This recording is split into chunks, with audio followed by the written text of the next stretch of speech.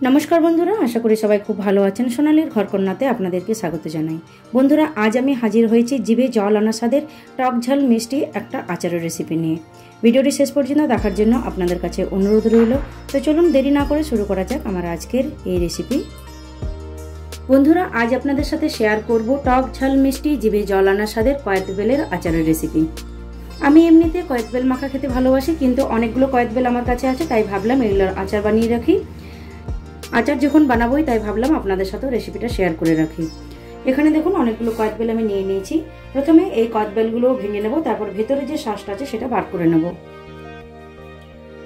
কয়েত বেলগুলোকে আমি ভেঙে নিয়েছি দেখুন। এরপর একটা চামচের সাহায্যে সমস্ত শাঁসগুলো বার করে নিচ্ছি।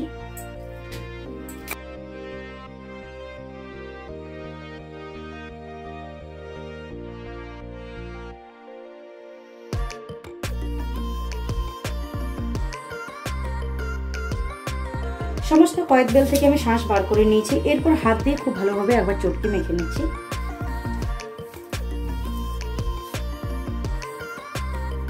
কয়েত বেল আমি মেখে নিয়েছি। গ্যাসে একটা কড়াই বসিয়ে দিয়েছি, এর মধ্যে দিয়ে দিচ্ছি 2 চামচ পরিমাণ সরষের তেল। তেলের মধ্যে দিচ্ছি 2টো শুকনো লঙ্কা, দিচ্ছি 5 ফোড়ন।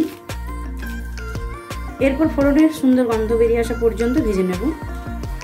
ফোড়ন থেকে সুন্দর গন্ধ বেরোতে শুরু করেছে। এখন কয়েত বেলটা এর মধ্যে দিয়ে দিচ্ছি।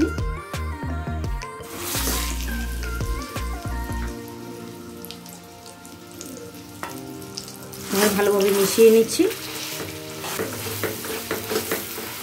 এর মধ্যে দিয়ে দিচ্ছি 1/2 চামচ লবণ। এরপর কিছুক্ষণ নাড়াচাড়া করে নিচ্ছি।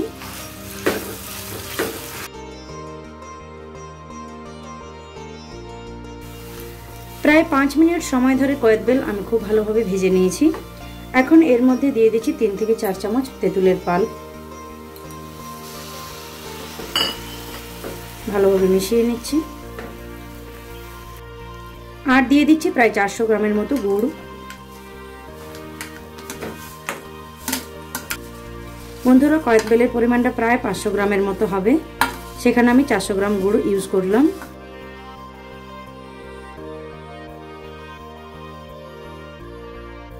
সমস্ত গুড় কয়েত বেলের সাথে খুব ভালোভাবে মিশিয়ে নিয়েছি। এরপর মিডিয়াম ফ্লেমে কয়েত বেল এবং গুড়কে ফুটতে দেবো 5 মিনিটের মতো। ততক্ষণ আচারের জন্য আমরা একটা মশলা তৈরি করে নেব। ফ্রাইং প্যানের মধ্যে দিয়ে দিচ্ছি 1 চামচ গোটা জিরে, 1 চামচ গোটা ধনে, 1 চামচ মৌরি, 1/2 চামচের থেকে একটু কম কালো জিরে, কয়েকটা গোলমরিচ, 2টো তেজপাতা আর 2টো শুকনো লঙ্কা। প্রথমে এই মশলাগুলোকে শুকনো খোলায় ভালোভাবে ভেজে নিচ্ছি, তারপর গুঁড়ো করে নেব। এদিকে গুড় এবং কয়েত বেল আমি 5 মিনিট খুব ভালোভাবে ফুটিয়ে নিয়েছি। এখন এর মধ্যে দিয়ে দিচ্ছি 1/2 চামচের মতো বিট লবণ, দিচ্ছি 1/2 চামচ ঝাল লঙ্কার গুঁড়ো। এই দুটো উপকরণ খুব ভালোভাবে মিশিয়ে আরো 2 থেকে 3 মিনিট নাড়াচাড়া করে নিচ্ছি।